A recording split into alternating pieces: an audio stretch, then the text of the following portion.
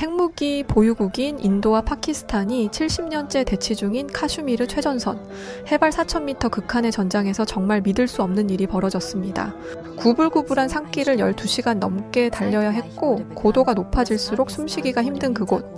70년 넘게 이어진 대립 속에 한국이라는 나라가 분단의 아픔을 가진 이 나라가 대한민국 최강의 K2 흑표 전차를 앞세워 지구 반대편 카슈미르에서 평화를 지키고 있다고 하는데 과연 해발 4,000m 극한의 전장에서 무슨 일이 벌어지고 있던 걸까요?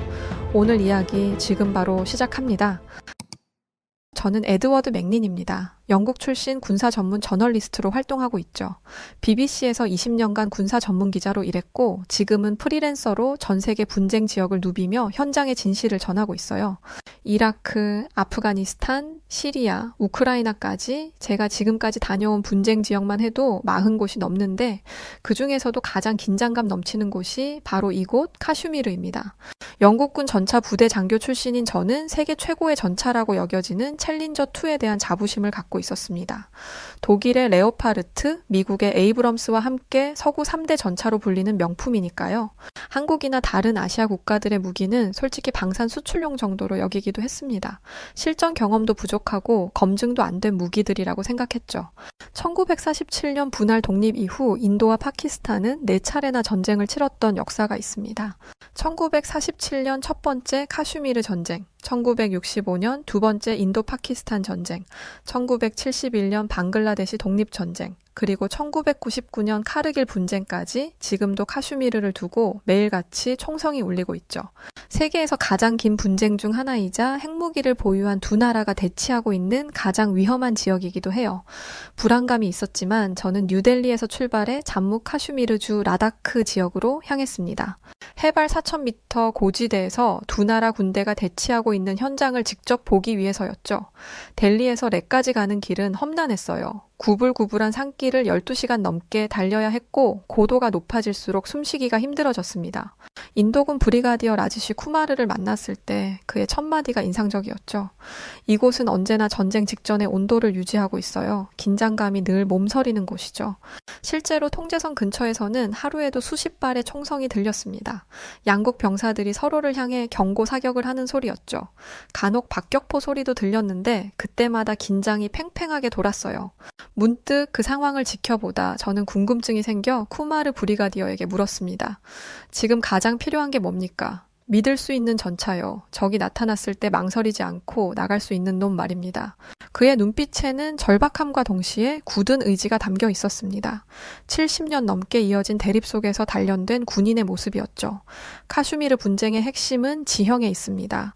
히말라야 산맥의 서쪽 끝자락에 위치한 이곳은 평균 해발 3,000m가 넘는 고지대이죠.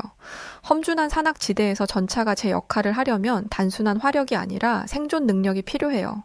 영하 40도까지 떨어지는 혹독한 추위와 산소 부족 환경에서도 엔진이 돌아가야 하고 90도 급경사에서도 안정적으로 포탄을 발사할 수 있어야 합니다.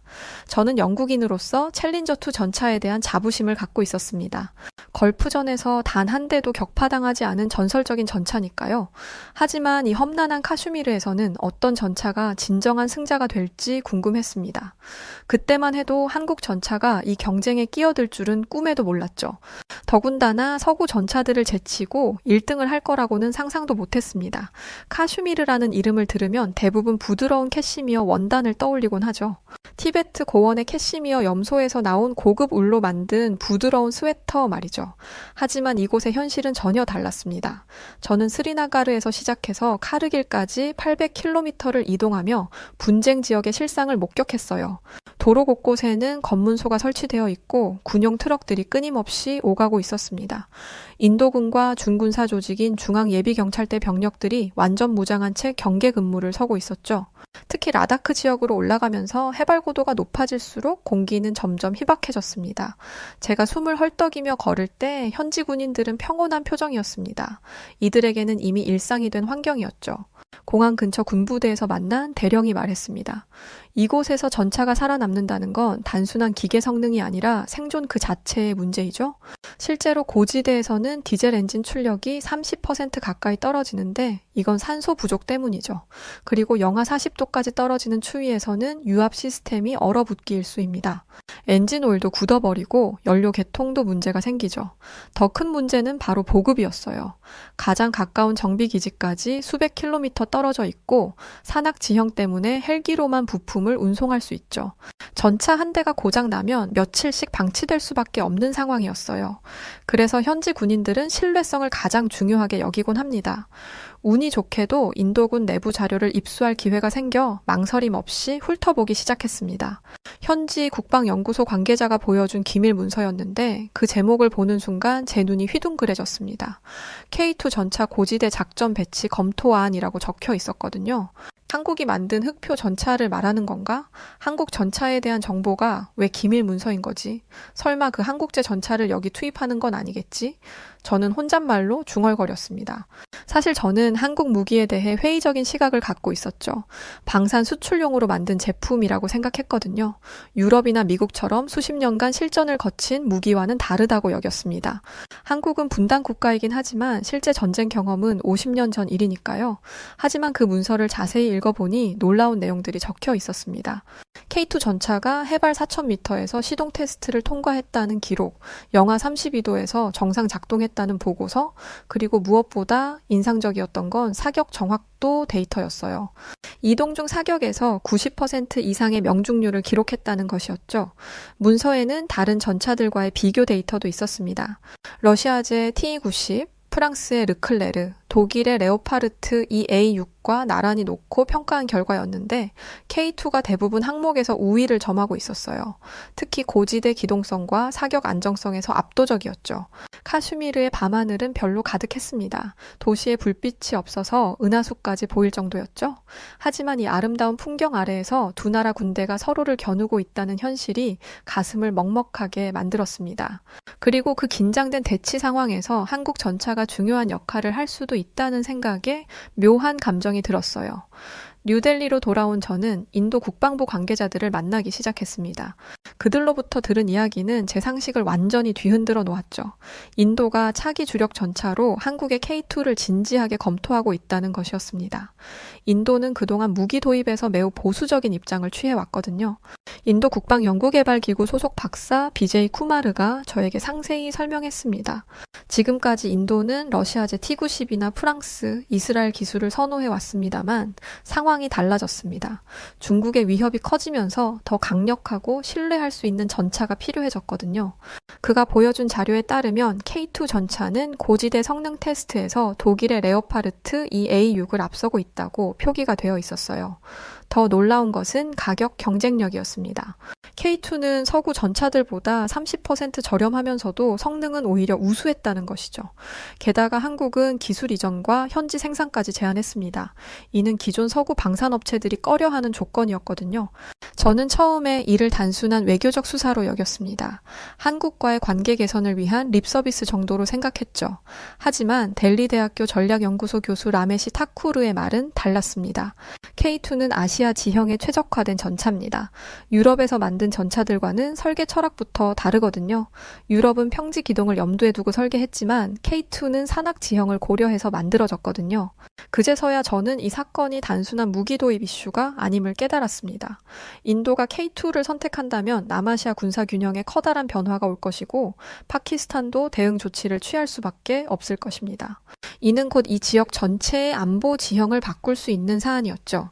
인도군 관계자가 들려준 비화도 흥미로웠습니다.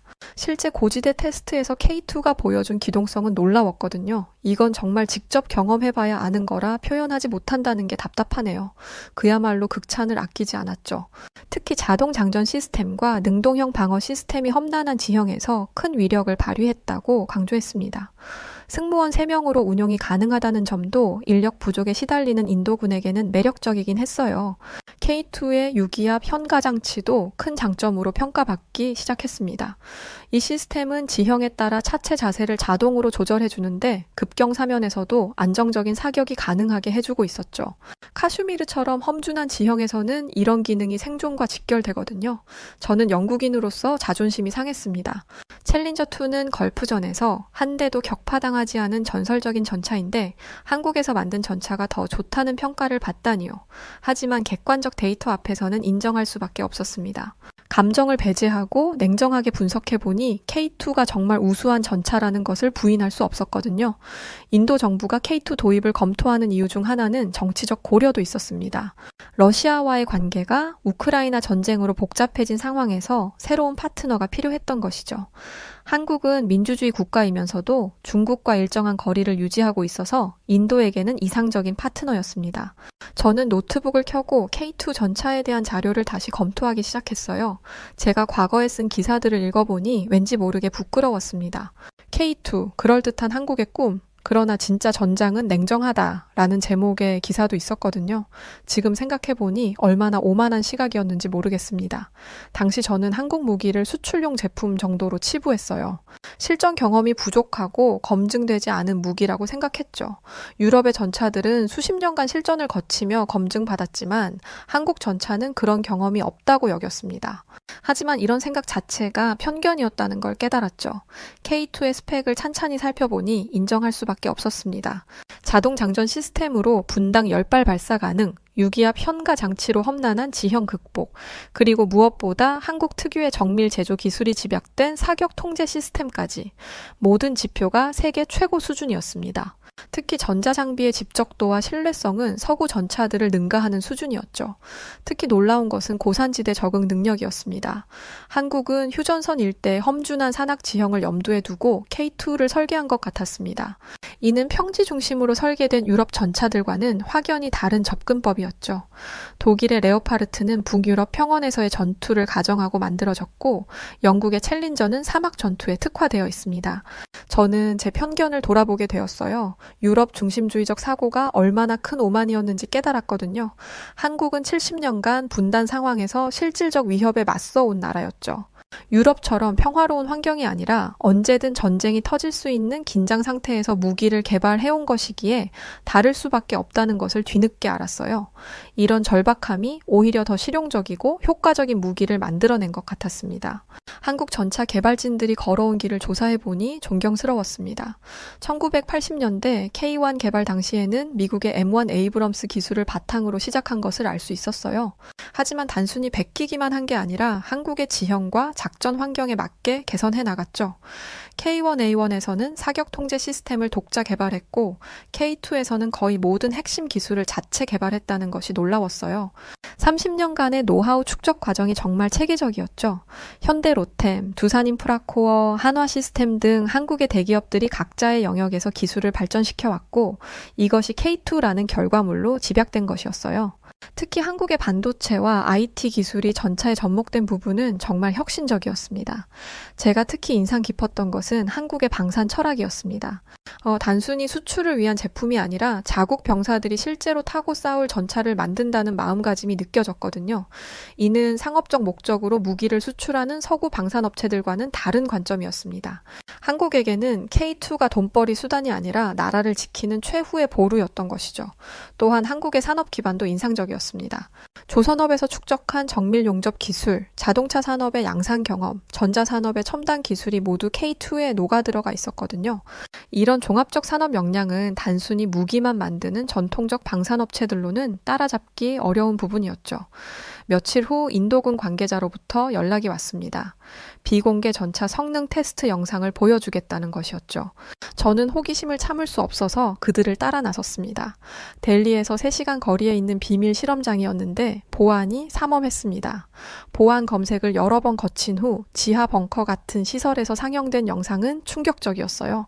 카르길 인근 고지대에서 진행된 전차 성능 비교 테스트였는데 독일의 레오파르트 EA6, 영국의 챌린저2, 그리고 한국의 K2가 같은 조건에서 평가받는 장면이었어요. 실제 구매를 위한 공식 테스트였다고 했죠. 첫 번째 테스트는 고지대 기동성이었습니다. 해발 3,500m 지점에서 45도 경사면을 오르내리는 테스트였죠. 먼저 나선 레오파르트는 중간에 엔진 출력이 저하되어 고전했습니다. 고지대에서는 산소 부족으로 디젤 엔진 성능이 30% 가까이 떨어지거든요. 챌린저는 62톤이나 되는 무게 때문에 기동이 둔했습니다. 하지만 K2는 완전히 달랐습니다. 55톤의 적당한 중량과 1500마력 엔진의 조합이 완벽했죠. 마치 평지를 달리는 것처럼 부드럽게 움직였습니다. 유기압 평가 장치가 지형에 맞춰 자동으로 차체 자세를 조절하는 모습이 인상적이었어요. 다른 전차들이 기계적으로 움직일 때 K2만큼은 살아있는 것처럼 보였습니다. 두 번째 테스트는 정밀 사격이었습니다. 2km 거리의 표적을 향해 주행 중 사격하는 테스트였는데 이 부분에서 K2의 진가가 드러났습니다. 다른 전차들이 일단 정지한 후 조준하는 동안 K2는 이동하면서도 정확히 명중시켰습니다. 4초 이내에 정확히 명중시켰는데 다른 전차들보다 2초나 빨랐죠. K2의 사격 통제 시스템은 정말 혁신적이었습니다. 레이저 거리 측정기, 열상 조준경, 탄도 컴퓨터가 완벽하게 연동되어 있었고 포탑 안정화 시스템이 험난한 지형에서도 정확한 사격을 가능하게 했습니다. 특히 한국이 독자 개발한 KSTAM 타버텍 탄약의 성능은 기존 서구 탄약을 능가하는 수준이었어요. 영상 담당 장교가 조용히 말했습니다. 전투 중이 아니라 연주 같았죠? 전차가 춤을 추는 느낌이었습니다. 그의 표현이 과장이 아니라 K2의 움직임은 정말 우아했어요. 다른 전차들이 무겁고 둔하게 움직일 때 K2만큼은 마치 발레리나처럼 경쾌하고 정밀했습니다. 가장 인상적이었던 것은 혹한기 시동 테스트였어요. 영하 35도에서 하루 종일 방치된 전차들을 시동 걸어보는 테스트였는데 K2만이 즉시 시동이 걸렸습니다. 다른 전차들은 예열 시간이 필요했죠. 이는 엔진과 유압 시스템의 설계가 극한 환경을 고려해서 만들어졌다는 증거였습니다. 연료 효율성 테스트에서도 K2가 우수했습니다. 같은 거리를 이동할 때 연료 소모량이 다른 전차들보다 20% 적었어요. 이는 보급선이 긴 고지대 작전에서는 결정적인 장점이 될 수 있었습니다. 이게 진짜라면 전쟁의 판도가 바뀔 수도 있겠군. 한국 전차에 대한 제 인식이 완전히 바뀌는 순간이었습니다. 더 이상 한국을 무시할 수 없다는 생각이 들었어요. 인도의 K2 도입 검토 소식이 알려지자 파키스탄이 발빠르게 움직였습니다. 중국산 VT4 전차 50대를 추가 주문한다는 발표가 나왔죠. 저는 이슬라마바드로 날아가 파키스탄 측 반응을 취재했습니다. 카라치 공항에서 내린 순간부터 긴장된 분위기가 느껴졌어요. 파키스탄군 관계자들은 표면적으로는 평정심을 유지하려 했지만 속내는 달랐습니다. 한 브리가디어가 비공식 석상에서 솔직하게 말했습니다. K2가 도입되면 카슈미르 전력 균형이 깨질 수 있어요. 그들도 K2의 성능을 무시할 수 없다는 점을 인정했습니다. 특히 고지대 성능에 대해서는 중국 전차들로는 대응하기 어렵다는 우려를 표했어요. 파키스탄의 주력 전차는 중국과 공동 개발한 알칼리드와 중국제 VT4였습니다. 알칼리드는 성능이 괜찮지만 생산량이 제한적이고 VT4는 가격은 저렴하지만 고지대 성능에서는 한계가 있었죠. 특히 카슈미르 같은 극한 환경에서는 신뢰성 문제가 지속적으로 제기되고 있었습니다. 흥미로운 것은 파키스탄도 한국 전차에 관심을 보인다는 점이었어요. 국방대학교에서 만난 한 장성이 넌지시 말했습니다. 우리도 K2를 검토해봤는데 인상적이더군요. 다만 정치적 이유로 도입하기 어려울 뿐입니다. 인도와 같은 전차를 쓸 수는 없다는 논리였죠. 하지만 그의 표정에서는 아쉬움이 역력했습니다. 파키스탄 전략연구소에서 만난 분석가들은 더 직접적이었습니다. 한국의 K2는 현재 아시아에서 가장 우수한 전차 중 하나죠. 중국 전차들과는 기술 수준에서 한 세대 차이가 나는 건 다들 느끼지 않았나요? 꽤나 솔직한 평가들이 쏟아졌습니다. 이는 중국과 전철무기 협력을 해온 파키스탄으로서는 상당히 이례적인 발언이었죠. 저는 양국 간에 벌어지는 탱크 레이스를 지켜보며 한 가지를 깨달았습니다. 이젠 미국도 유럽도 아닌 아시아 국가들이 이 지역의 군사 균형을 좌우하고 있다는 것이었죠. 특히 한국이라는 이름이 군사적 신뢰의 상징으로 불리는 걸 보며 감탄할 수밖에 없었습니다. 불과 몇십 년 전만 해도 한국은 무기를 수입하는 나라였는데 이제는 다른 나라들이 한국 무기를 갖고 싶어하는 상황이 된 것입니다. 중국의 VT4와 한국의 K2가 카슈미르에서 대치할 수도 있다는 전망도 나왔어요. 이는 동북아시아 군사기술 경쟁이 남아시아로 확산되는 것을 의미했습니다. 냉전 시대에는 미국과 소련 무기가 대리전을 벌였다면 이제는 한국과 중국 무기가 그 역할을 하게 될 수도 있는 상황이었죠. 파키스탄군 관계자들과의 대화에서 인상적이었던 것은 한국 방산업에 대한 인식이었습니다. 한국은 단순히 무기를 파는 게 아니라 기술까지 이전해준다는 평가가 많았거든요. 실제로 한국은 터키, 폴란드 등에 K2 기술을 이전하며 현지 생산을 지원하고 있었습니다. 이는 기술 유출을 꺼리는 서구 방산업체들과는 다른 접근법이었죠. 파키스탄 전략연구소 연구원이 흥미로운 분석을 들려줬습니다.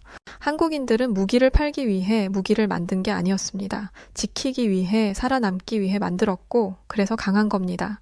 그의 말이 가슴에 와 닿았습니다. 분단 국가로서의 절박함이 오히려 최고 품질의 무기를 만드는 원동력이 되었다는 것이었죠. 이슬라마바드에서 카라치로 이동하는 길에 파키스탄군의 전차 훈련을 참관할 기회가 있었습니다. 중국제 VT4 전차들이 훈련하는 모습을 보면서 K2와 비교하게 되었어요. VT4도 나쁘지 않은 전차였지만 K2가 보여준 정밀함과 안정성에는 미치지 못하는 것 같았습니다. 특히 사격 정확도와 기동성에서는 확연한 차이가 느껴졌죠. 파키스탄 취재를 마친 저는 한국으로 향했습니다. K2 전차의 본고장에서 직접 개발진들을 만나보고 싶었거든요. 인천공항에 내린 순간부터 한국의 역동적인 에너지가 느껴졌습니다. 공항 자체가 하나의 거대한 첨단 기술 전시장 같았어요. 이런 나라가 세계 최고 수준의 전차를 만들 수 있구나 하는 생각이 들었습니다. 서울에서 KTX를 타고 창원으로 향하는 길도 인상적이었어요. 시속 300km로 달리는 고속열차, 깔끔하게 정비된 철도 시설, 그리고 창밖으로 보이는 첨단 공장들까지 한국의 산업 역량을 실감할 수 있었죠. 이런 기술력이 K2에 고스란히 녹아들어갔을 것이라는 생각이 들었습니다. 현대로템 창원 공장에서 만난 엔지니어들은 예상과 달랐습니다. 겸손하면서도 자신감 넘치는 모습이었죠. 수석연구원 김도연 박사가 설명했습니다. K2는 한반도 지형을 염두에 두고 설계했습니다. 70%가 산지인 우리나라에서 제 역할을 하려면 특별한 기술이 필요했거든요. 그의 말에서 한국의 지정학적 현실이 오히려 기술 발전의 동력이 되었다는 것을 알 수 있었습니다. 공장 견학에서 가장 인상적이었던 것은 정밀도였죠.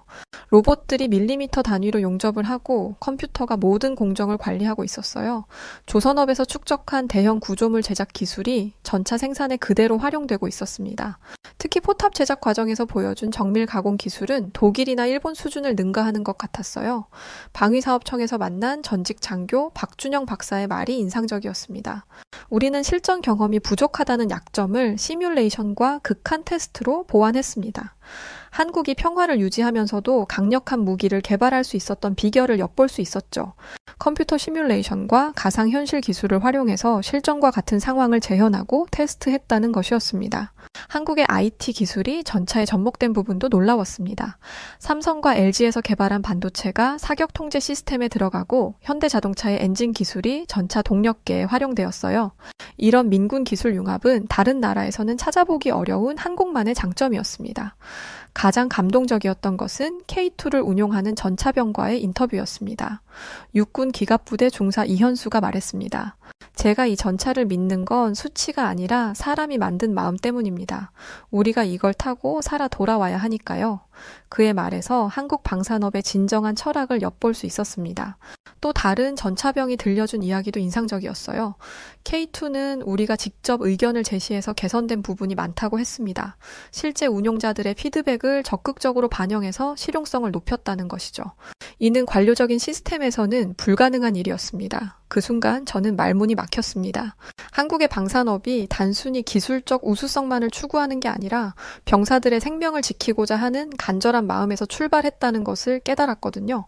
이는 상업적 목적이 우선인 서구 방산업체들과는 근본적으로 다른 접근법이었습니다. 이어서 경험한 판문점 견학도 특별한 경험이었어요. 분단의 현실을 직접 목격하면서 한국이 왜 이렇게 절실하게 강력한 무기를 개발해야 했는지 이해할 수 있었거든요.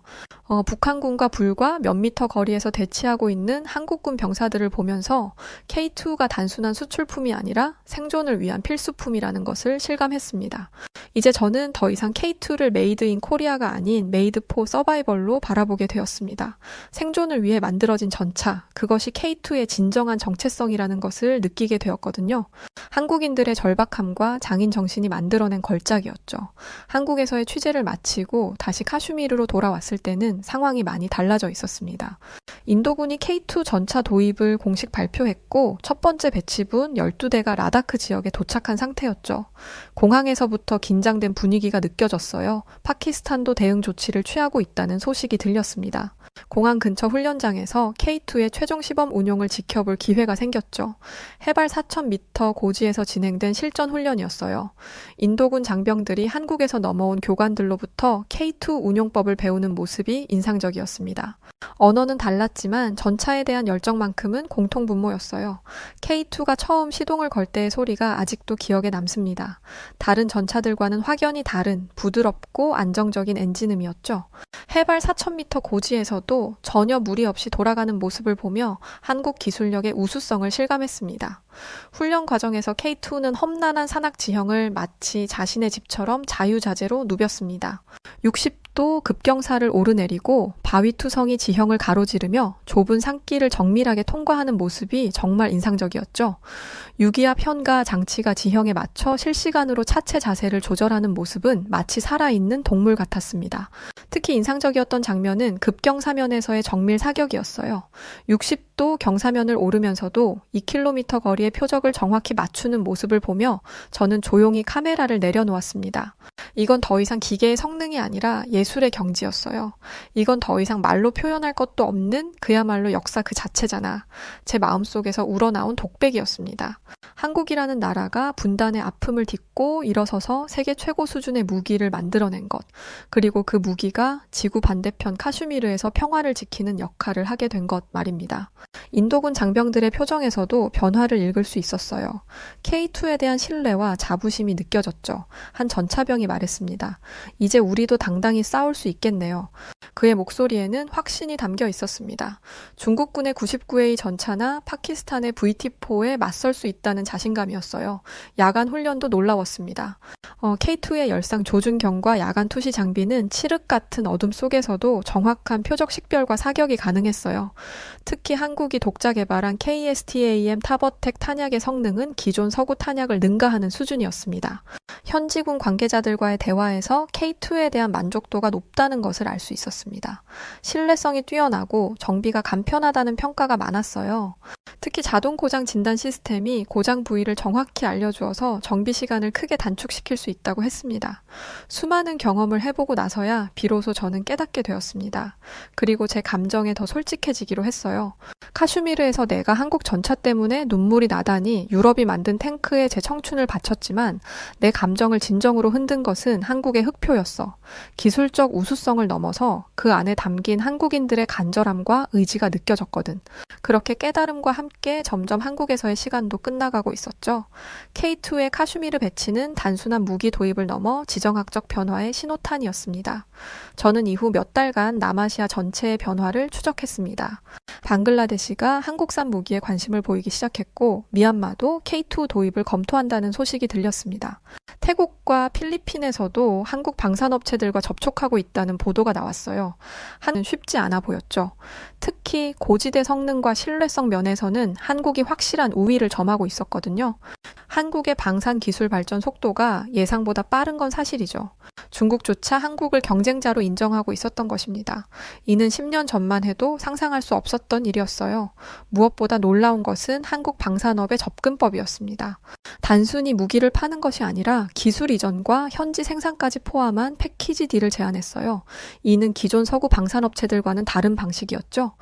터키의 알타이 전차는 K2 기술을 기반으로 만들어졌고 폴란드도 K2 현지 생산을 추진하고 있었습니다. 인도 국방부 관계자가 말했습니다. 한국은 우리를 고객이 아닌 파트너로 대하죠. 이런 접근법이 한국 무기에 대한 신뢰를 높이는 요인 중 하나였다고 생각합니다. 서구 국가들이 기술 이전을 꺼리는 반면 한국은 상대국의 방산업 발전까지 도와주겠다는 자세였거든요. 영국인인 저로서는 복잡한 심정이었습니다. 대영제국 시절부터의 자부심이 있었지만 이제는 아시아 국가들이 세계 무기 시장을 주도하고 있었으니까요. 특히 한국의 부상은 정말 놀라웠어요. 1960년대만 해도 세계 최빈국 중 하나였던 나라가 이제는 세계 10위 안에 드는 방산 강국이 되었으니까 말이죠. 어느덧 카슈미르 취재를 시작한 지 1년이 지났습니다. K2 전차는 이제 인도군의 핵심 전력으로 자리 잡았고 실제 교전에서도 그 진가를 발휘했죠. 중국과의 국경 분쟁에서 K2가 중국군을 압박했다는 비공식 보고도 들렸어요. 작년 겨울 가란 계곡에서 벌어진 소규모 교전에서 K2가 중국군 진지를 정확히 타격했다는 보고가 있었습니다. 물론 공식적으로 확인된 내용은 아니지만 현지에서는 K2의 위력을 실감하는 계기가 되었죠. 중국군도 한국 전차의 성능에 놀랐다는 후문이 들렸어요. 저는 런던으로 돌아와서 이 모든 경험을 머릿속에만 담아두기가 아까워 정리하기 시작했습니다. 한국이라는 나라가 어떻게 세계 무기 시장의 새로운 강자로 떠오를 수 있었는지, 그리고 그것이 아시아 안보 지형에 어떤 변화를 가져왔는지 분석했죠. 정리를 해볼수록 이는 단순한 무기 수출 성공담이 아니라 한 나라의 국가 발전사였어요. 가장 인상적이었던 것은 한국 방산업의 철학이었습니다. 단순한 상업적 성공이 아니라 평화를 지키고자 하는 의지가 담겨 있었죠. 분단 국가로서의 절박함이 오히려 최고 품질의 무기를 만드는 원동력이 되었던 것입니다. 이는 다른 나라의 방산업과는 근본적으로 다른 접근법이었어요. BBC 동료들에게 이야기했을 때 처음에는 믿지 않는 분위기였습니다. 한국 전차가 우리 챌린저보다 좋다고? 하지만 제가 가져온 데이터와 영상 자료를 보고 나서는 모두 입을 다물었습니다. 특히 고지대 성능 테스트 영상을 본 후에는 인정할 수밖에 없었어요. 저는 이제 한국을 다른 시선으로 바라보게 되었습니다. 더 이상 단순한 제조업 강국이 아니라 첨단 군사 기술의 선도 국가로 말이죠. K-팝과 드라마로 세계를 사로잡은 한국이 이제는 탱크로도 세계를 놀라게 하고 있었습니다. 문화 강국이면서 동시에 군사 기술 강국이 된 것이죠. 카슈미르에서 만난 인도군 병사의 말이 계속 귓가에 맴돕니다. K2는 단순한 무기가 아니라 희망이다. 그들에게 K2는 중국과 파키스탄의 위협에 맞설 수 있는 든든한 방패 같은 역할을 하고 있었죠. 한국이 만든 전차가 지구 반대편에서 평화를 지키는 역할을 하고 있다는 것이 감동적이지 않나요? 처음에는 영국인으로서 인정하기 어려웠지만 이제는 솔직히 말할 수 있습니다. 21세기의 최고 전차는 한국에서 나왔다고 말이죠. 유럽의 전통과 자부심도 중요하지만 현실 앞에서는 겸손해야 한다는 것을 배웠습니다. 기술은 국경을 모르고 발전하며 진정한 혁신은 예상치 못한 곳에서 나온다는 교훈을 얻었어요. 한국의 K2가 세계 무기 시장에 미친 영향은 단순히 한 무기 체계의 성공을 넘어섭니다. 기존 질서에 도전장을 내민 것이죠. 서구 중심의 방산업계에 새로운 패러다임을 제시했고 아시아 국가들도 충분히 세계 최고 수준의 무기를 만들 수 있다는 것을 증명했습니다. 제가 쓴 마지막 기사 제목은 이랬어요. 카슈미르에서 목격한 한국의 기적. K2 전차가 보여준 아시아의 새로운 가능성. 한 영국 기자의 고백이자 새로운 시대에 대한 인정이었죠. 카슈미르의 차가운 바람 속에서 저는 진정한 강자가 누구인지 깨달았습니다. 이제 저는 더 이상 아시아를 무시하지 않습니다. 특히 한국이라는 나라가 보여준 저력에 경외감을 느끼고 있어요.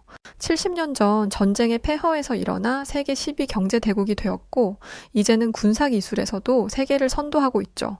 이런 나라의 이야기를 직접 목격하고 전할 수 있어서 영광이었습니다. 앞으로 몇 년 후면 K2는 더 많은 나라에서 운용될 것이라 확신하고 있어요. 폴란드, 터키, 그리고 아마도 동남아시아 여러 나라에서도 한국산 전차를 볼 수 있을 것 같습니다. 그때마다 저는 카슈미르에서 처음 K2를 본 순간을 떠올릴 것입니다. 한국이라는 작은 나라가 세계를 놀라게 한 그 순간을 말이죠. 저는 이번 기회를 통해 편견이 얼마나 위험한지 깨달았습니다. 선입견에 사로잡혀 있으면 진실을 볼 수 없다는 것을 뼈저리게 느꼈어요. 앞으로는 더 열린 마음으로 세상을 바라보려고 합니다. 어디서든 혁신은 일어날 수 있고 누구든 세계 최고가 될 수 있다는 것을 한국이 보여줬거든요. 마지막으로 한국 국민들에게 하고 싶은 말이 있습니다. 여러분이 만든 K2 전차는 단순한 무기가 아닙니다. 한국의 의지와 기술력, 그리고 평화를 향한 염원이 담긴 작품이죠. 카슈미르의 높은 산에서 여러분의 전차가 평화를 지키고 있다는 것을 자랑스럽게 여기셨으면 해요. 한 영국 기자가 한국의 위대함을 세계에 전하겠다고 약속드립니다. 미국이 발칵 뒤집혔습니다. 여기 미국의 국방부 수많은 장교들이 대화를 주고받고 있습니다. 한 미군 장교는 10년 넘게 군사 전문가로 일해온 중령을 향해 한국 찬양론자라며 헐뜯기까지 하고 있는데요. 그런데 그때 한국의 화력이 미국을 뛰어넘을 수 있다는 보고서가 나토에서 발표되자 모두 큰 충격에 휩싸이고 말았다고 하는데 과연 무슨 일이 있던 걸까요? 저는 51세의 예비역 미 육군 중령 마이클 브라운이라고 합니다. 전 서부 텍사스 출신으로 명문 웨스트포인트를 졸업한 후 10년이 넘도록 펜타곤에서 군사 전력과 무기 체계 전문가로 근무를 했어요. 업무 특성상 공적으로 비춰지는 제 모습은 다소 냉철하고 매우 분석적이지만 사적인 제 모습은 꽤 유머러스하고 따뜻한 성격을 가지고 있죠. 제가 원하는 분야에서 이미 정상을 찍었다고 자부하며 살았던 제게 하나의 아픔과 흠이 있다면 그것은 바로 가족이었습니다. 남들은 한 번도 어렵다는 그 결혼을 저는 무려 3번이나 했고 모두 실패인 이혼으로 끝이 났죠. 3번의 결혼 모두 잘 살아보려 했던 선택이었고 누구보다 행복하게 살 자신이 있었습니다. 그러나 안타깝게도 제 의지와는 다르게 3번의 결혼 생활 모두 예상치 못한 변수는 자꾸만 생겼고 결국 서로의 문제로 이혼을 결정했다고 저는 생각해요. 결혼 생활이라는 것은 결국 한쪽의 문제로 끝이 나는 것이 아니라 두 사람의 문제라고 전 그렇게 생각을 합니다. 물론 실질적인 잘못은 모두 전 아내들에게 있었지만 그럼에도 불구하고 전 늘 성격 차이라고 말을 했고 뒤에서 사람들 욕하기 좋아하는 사람들에게 제 3번의 이혼 스토리는 씹기 좋은 안주거리였죠. 사람들은 눈에 찔러도 피 한 방울 나오지 않을 것 같이 완벽하고 독한 모습인 제가 가족은 제대로 꾸리지 못하니 늘 이런 얘기들이 저를 따라왔어요. 이쯤 되면 마이클한테 문제가 있는 게 확실한 거 아니야? 어떻게 한 번도 2번도 아닌 3번이나 이혼을 할 수가 있겠어? 하긴 저렇게 완벽을 추구하는 로봇 같은 사람 옆에서 버티며 살 수 있는 여자가 있긴 하겠어? 그러니 여자들이 기겁하고 다들 도망가듯 이혼하는 거겠지? 마이클도 그냥 포기하고 혼자 살지 무슨 부귀 영화를 누리겠다고 3번이나 결혼을 하고 이혼을 하는 건지 이러다 4번째 부인도 생기는 거 아니야? 진짜 여러모로 대단한 사람이야. 다들 제게 이제 그만 포기하고 혼자 살라고 능력도 있는데 왜 그러고 사냐고 했지만 전 행복하고 따뜻한 가정을 꾸리는 것이 목표였습니다.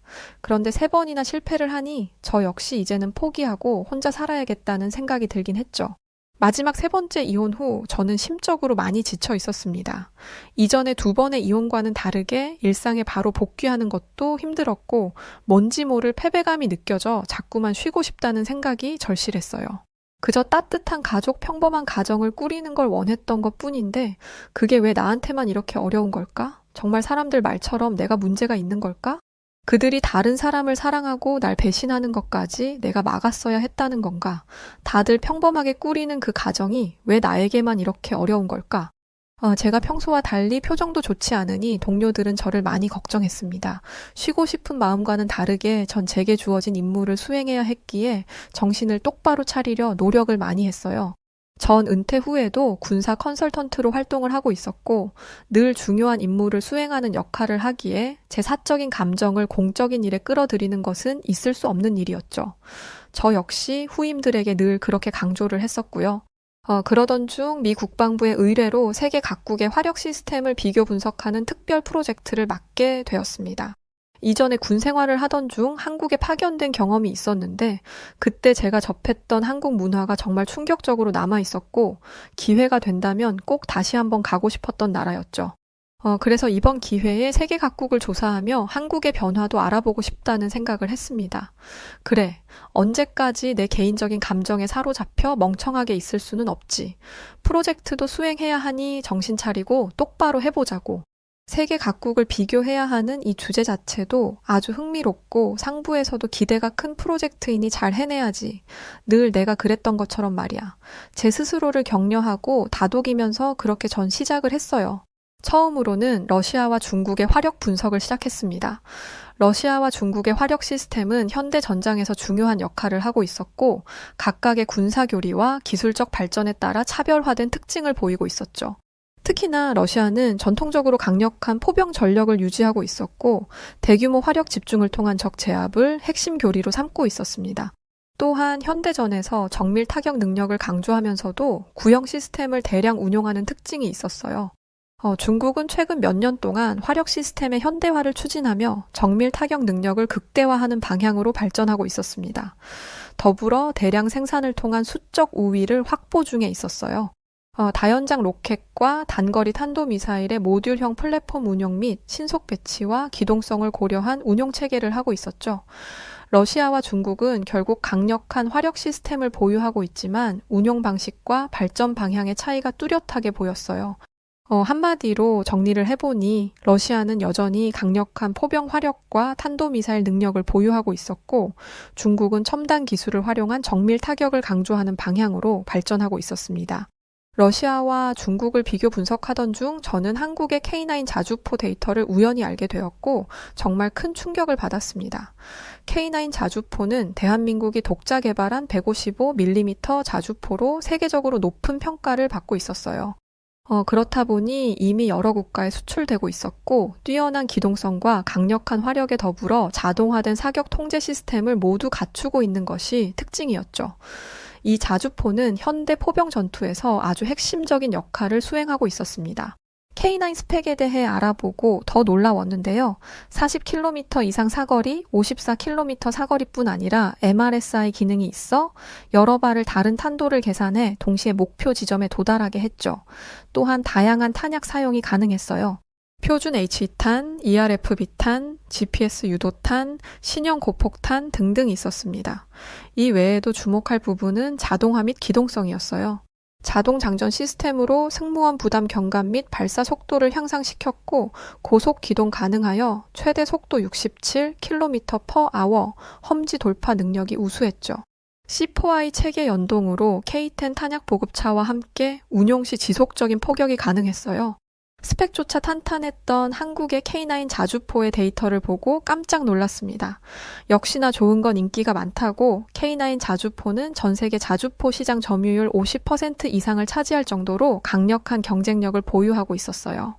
터키, 폴란드, 핀란드, 에스토니아, 노르웨이, 호주, 이집트, 인도에 수출을 하고 있었고 여기서 경쟁에 대한 부분도 주목이 필요했습니다. K9 자주포는 서방제보다 뛰어난 사거리 및 기동성을 갖추고 있고 러시아 ES-35 코알리시아 SV보다 가격 대비 성능이 우수했죠. 또한 유럽 시장에서 독일 PGH 2000 대비 운용 유지 비용이 저렴하다는 것이 특징이었어요. 심지어 여기서 그치지 않고 미래 발전 방향에도 주목을 받고 있었습니다.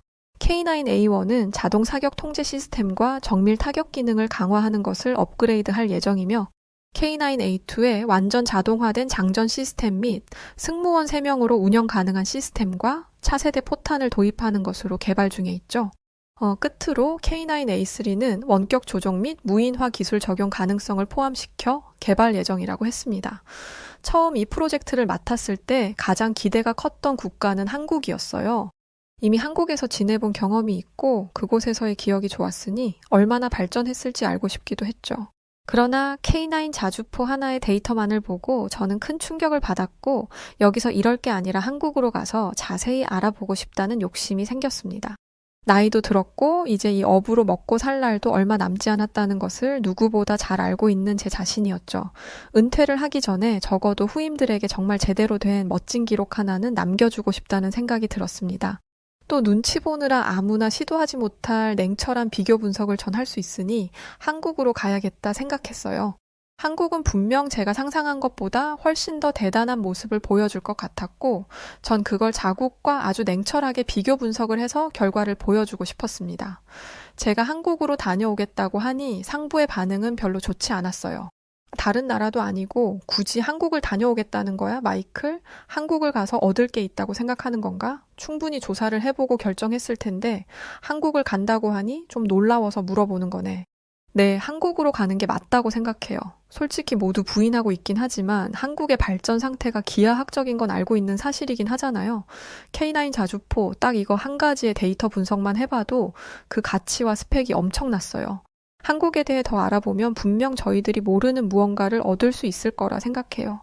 그게 자국과 비교를 해야 하는 불편한 상황이 온다고 해도 전 꼭 해내고 싶네요.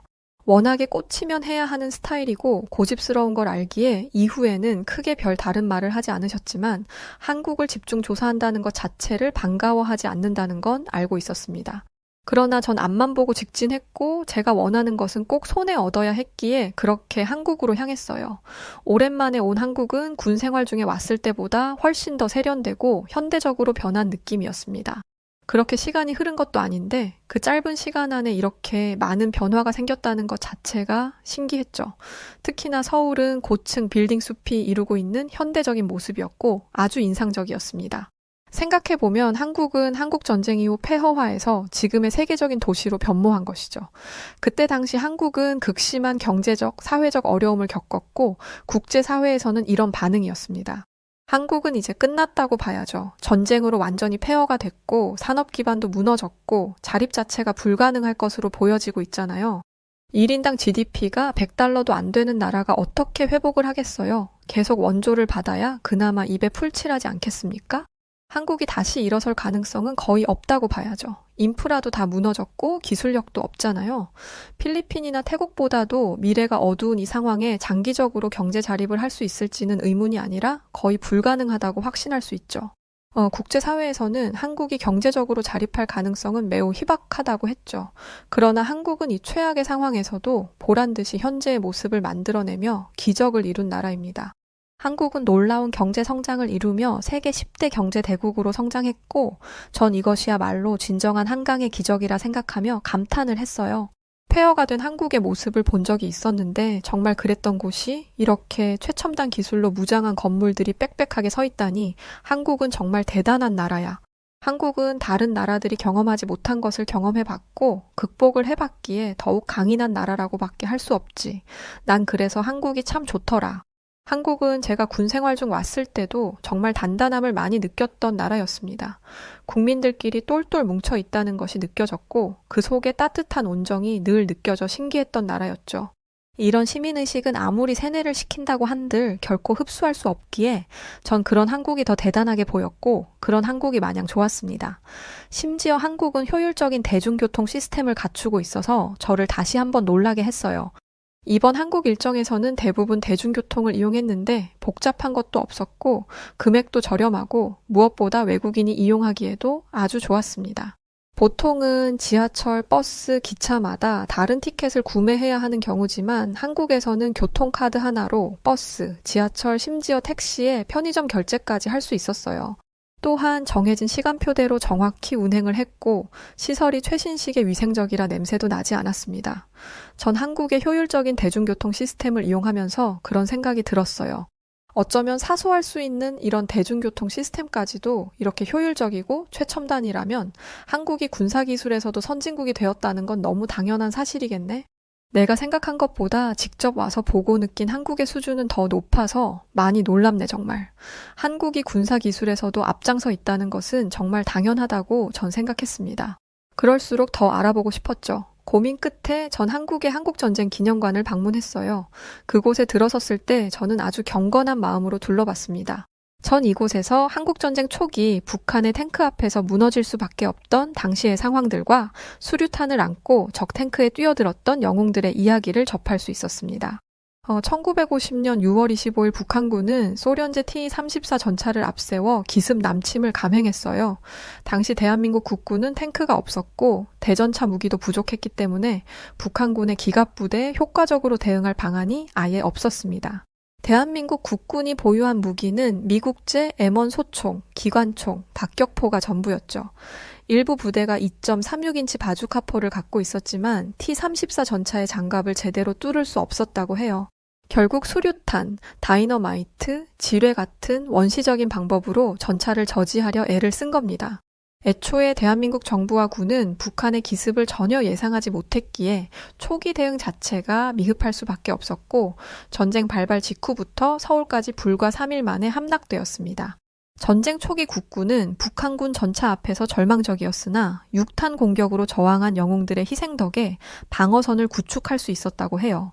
이들의 희생은 대한민국을 지키기 위한 마지막 혼신의 힘을 다한 저항이었고 결국 유엔군 참전과 함께 전세를 뒤집을 수 있는 계기가 되었습니다. 전시된 자료와 영상들을 통해 그 당시 상황을 접하는데 하염없이 흐르는 눈물을 주체하기가 어려웠어요. 자신의 가슴에 수류탄을 안고 적의 전차에게 돌진하는 그 영웅들의 마음을 차마 헤아릴 수 없었죠. 그 당시 간절하고 처절했던 한국군들은 후천성 화력 부족 증후군을 알았겠네. 그러니 현대의 한국인들이 화력 강화에 매우 집중하고 집착할 수밖에 없겠어. 역사의 아픔이 결국 지금의 강인한 모습을 만들었던 것이네. 한국이 전쟁 이후 화력 강화에 집착하게 된 이유를 비로소 알게 되었습니다. 전쟁 당시 기습적으로 닥쳤다고는 하지만 화력 자체가 북한의 심각한 수준으로 밀렸던 것이죠. 이미 그 경험으로 너무 큰 아픈 역사가 있는 한국은 이후 군사적 화력 강화에 더욱 집중할 수밖에 없다고 생각했습니다.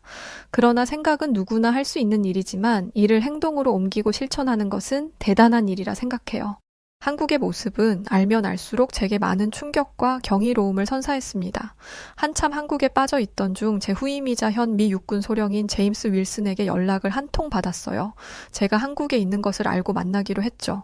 오랜만에 만나 대화를 나누고 제가 어떤 목적으로 한국에 온지 다 알고 있던 제임스는 제게 제안을 하나 했습니다. 저랑 대한민국 국방과학연구소 ADD를 가보시겠어요? 아마 거기 가보시면 이번 프로젝트를 수행하는데 많은 도움을 받으실 것 같거든요. 그렇게 제임스와 함께 대한민국 국방과학연구소 ADD를 방문하게 되었습니다. 이곳은 국방과학기술 연구개발뿐 아니라 무기체계 개발을 담당하는 기관이었고 한국의 최첨단 군사기술 발전을 주도하는 핵심 연구소였어요.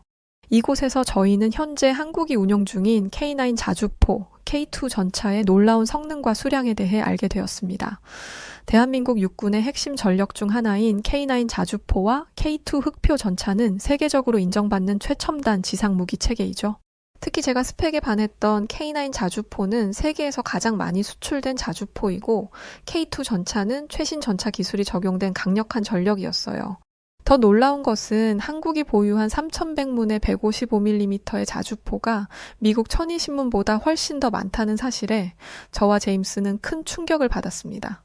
특히 제임스는 믿기지 않는다는 표정으로 말을 했죠. 이건 마치 작은 운동장에 100만 명의 UFC 선수를 모아놓은 것과 같은 거 아니야? 어떻게 한국이 미국보다 더 많이 보유하고 있을 수 있죠? 그리하여 자세히 조사를 해본 결과 대한민국은 세계에서 가장 많은 155mm 자주포를 보유한 국가 중 하나였고 현재 보유한 자주포의 총수는 약 3,100문이었죠. 자주포 보유 대수 차이의 의미는 여러 가지를 뜻하고 있었어요. 한국은 주한미군과 협력하면서도 자국의 군사적 독립성을 중시하는 전략을 채택하고 있었죠. 자주포는 기동성과 화력을 동시에 갖춘 강력한 무기체계로 전면전에서 핵심적인 역할을 하며 특히 북한과의 전쟁 준비에 매우 중요한 위치를 차지합니다. 또한 한국은 북한과의 지리적 근접성과 북한의 대량 군사력에 대비하기 위해 자주포를 대규모로 배치해 놓았고 155mm 자주포는 포병의 핵심 화력으로 전면전에서 지속적인 포격 지원을 통해 적의 기동을 저지하고 방어선을 유지하는 중요한 역할을 하고 있었습니다. 미국은 전 세계에서 군사활동을 펼치기 때문에 자주포를 포함한 다양한 무기체계를 운용하고 있고 그들의 무기체계가 분산되어 있는 점이 바로 차이를 만드는 것이었어요. 그에 비해 한국은 자주포의 대량 운용을 통해 자국 방어를 극대화하고 지속적인 포격 능력을 확보하는 데 중점을 두고 있었습니다.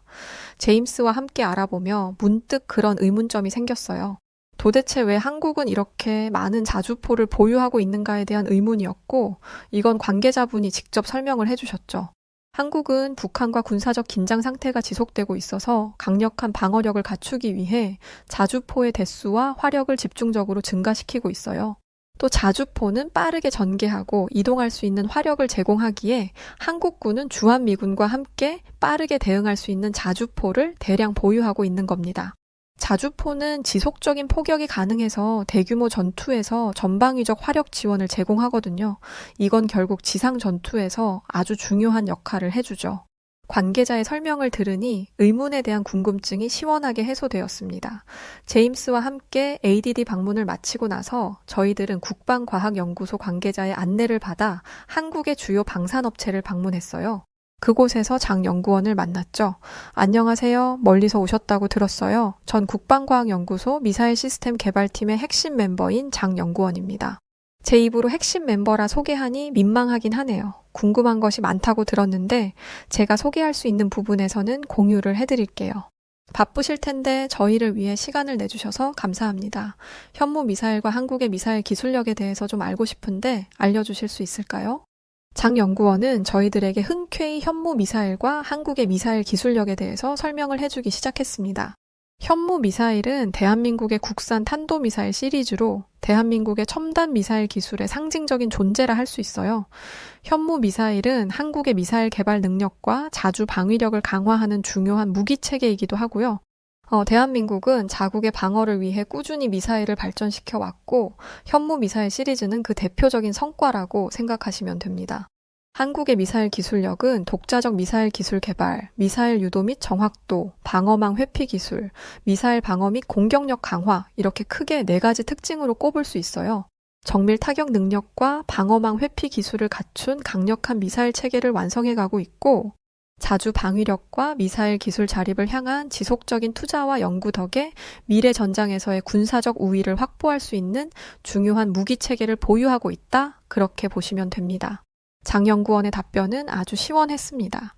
물론 극비의 예민한 내용은 말해주지 않았지만 충분한 설명이 되었어요. 제가 주목했던 것은 바로 한국 미사일의 기술력이었죠.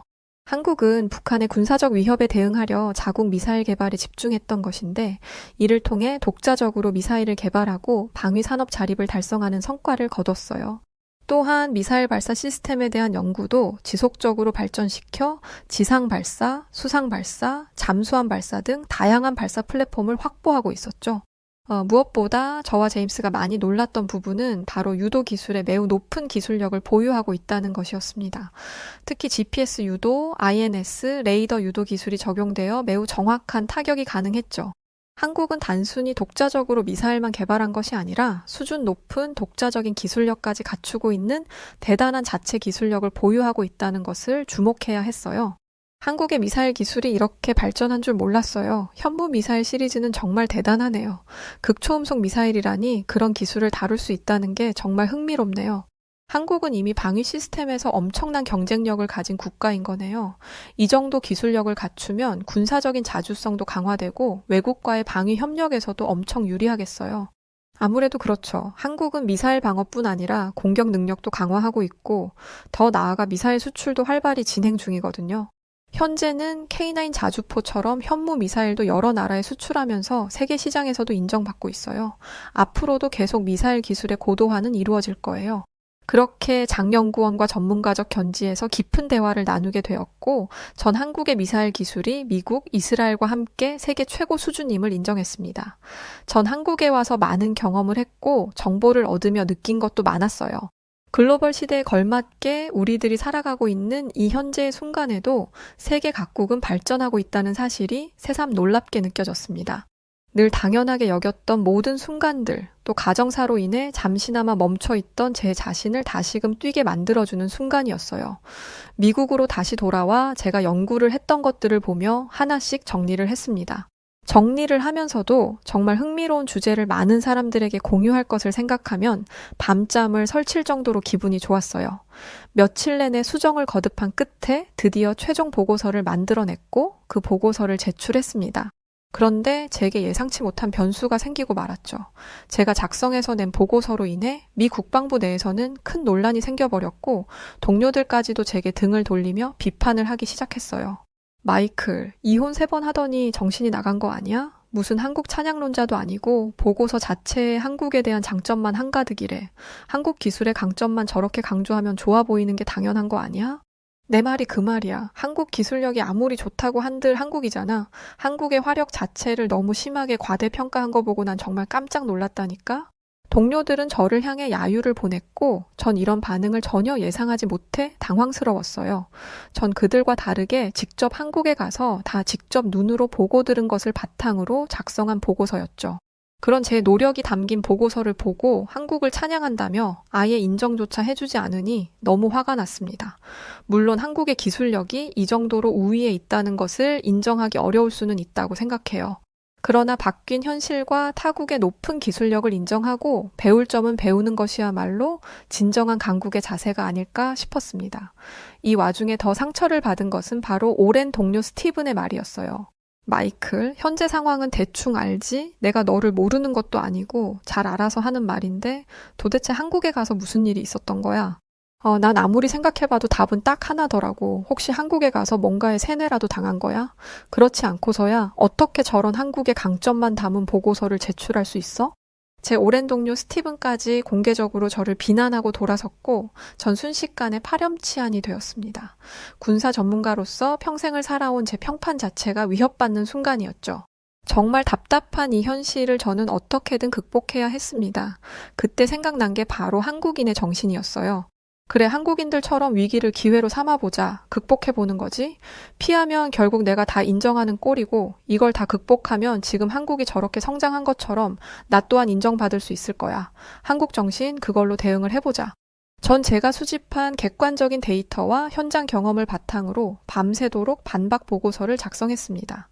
이건 단순히 동료들에게 욕을 먹는 것으로 끝나는 것이 아니라 제 이름이 걸린 일이었기에 전 기필코 극복해내야 했죠. 전 한국의 방산기술 중에서도 K9 자주포와 현무 미사일의 성능을 입증하는 여러 테스트 결과를 반박 보고서에 작성했죠. 또한 랜드 연구소의 브루스 베넷과 전 한미연합사령부 부사령관 버나드 샴포 대장의 평가를 인용했어요. 이틀 밤을 꼬박 세워 완성한 반박 보고서를 제출하고 답변을 기다리며 초조했습니다. 만약 이 반박 보고서에도 논란이 여전하면 도대체 어떻게 대응해야 하지?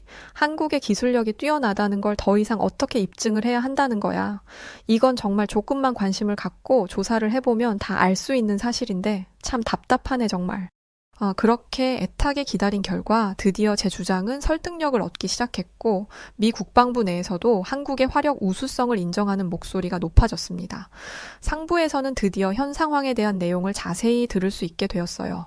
마이클, 자네 보고서를 국방부에서도 어느 정도 인정하고 있는 분위기야. 한국 화력 우수성에 대해 긍정적인 평가를 내렸더라고. 특히 그 K9 자주포는 정확도랑 속도면에서 이미 세계적으로 인정받고 있던데? 현무 미사일 시리즈는 중거리부터 장거리까지 성능도 대단하고 아마도 한국의 화력 우수성을 어느 정도 인정하고 전략적 파트너로서 협력 강화의 필요성을 느끼는 것 같더라고. 한국의 화력 우수성은 정말 대단했다니까요. 제가 괜히 한국의 기술력을 높게 평가한 게 아니었어요. 오죽하면 한국에 직접 와서 안 봤으면 진짜 큰일 날 뻔했구나 싶었는데 모두 저한테 비난만 쏟아내서 얼마나 답답했는지 아세요? 그래도 이제라도 모두 알았다니 다행이네요. 이후 더 놀라운 소식이 들려왔습니다. 연구 결과는 마침내 나토 회의에서 발표가 되었어요. 한국은 전 세계에서 가장 강력한 재래식 무기와 최첨단 장비, 그리고 가장 강력한 화력을 겸비한 아주 특별한 국가입니다. 우리들은 한국의 화력 우수성을 인정하고 존중하며 협력해 나갈 수 있는 현명한 방향성을 찾아야 할 것입니다. 제가 원하는 방향대로 평가가 되었고 많은 나토 회원국들이 한국의 방산 기술에 관심을 보이기 시작했습니다. 한국은 국제 방산 시장에서 더 큰 영향력을 확보할 것으로 보여지고 있어 앞으로의 미래 방향이 더욱 기대되는 나라라 여겨지고 있죠. 발언권이 주어진 후 저는 아주 짧게 한마디만 했습니다. 한국은 이제 더 이상 도움이 필요한 약소국이 아니라 세계 안보에 중요한 기여를 하는 강대국으로 성장했습니다. 나라의 땅이 작고 인구가 작다는 것 또한 그들의 높은 기술력에는 전혀 문제될 것이 없는 부분이었죠. 한국인들의 강인한 정신과 그들의 기술력을 우리는 배울 자세를 취하고 한국을 대해야 한다고 전 생각합니다. 그렇게 제 발언을 끝으로 모든 회의는 끝이 났어요. 그 이후로도 계속해서 한국의 화력 기술력과 방산에 대한 정보를 끊임없이 조사하고 있습니다. 조사를 하면 할수록 놀라운 것들이 많아서 신기할 지경인데요. 전 이번 긴 여정을 마무리하면서 기술력을 떠나 한국에 정말 많은 것을 배울 수 있었습니다. 적어도 한국의 정신으로 산다면 앞으로 제 인생에 실패는 없겠다는 생각이 문득 들었죠. 전 뿌리까지 깊은 미국인이지만 억지스러운 변화를 해서라도 한국인 정신으로 살아보려 합니다. 네, 오늘 이야기는 여기까지입니다. 영토 크기 대비했을 때 확실히 우리 대한민국의 군사력이 정말 세계적으로도 대단한 것 같아요. 전 여성이라 이쪽에 대해 자세히는 모르지만 사연을 전하며 조금씩 알아가고 있네요. 자, 그럼 오늘 이야기 어떻게 들으셨나요? 사연이 좋으셨다면 구독과 좋아요 부탁드립니다. 그럼 지금까지 사연을 전해드린 저는 여우튜브 송은지였고요. 저는 더 좋은 이야기로 다시 찾아오겠습니다. 영상 시청해주신 모든 분들 고맙습니다. 그리고 늘 감사드리고 사랑합니다. 언제나 건강하세요. 당신만의 여우튜브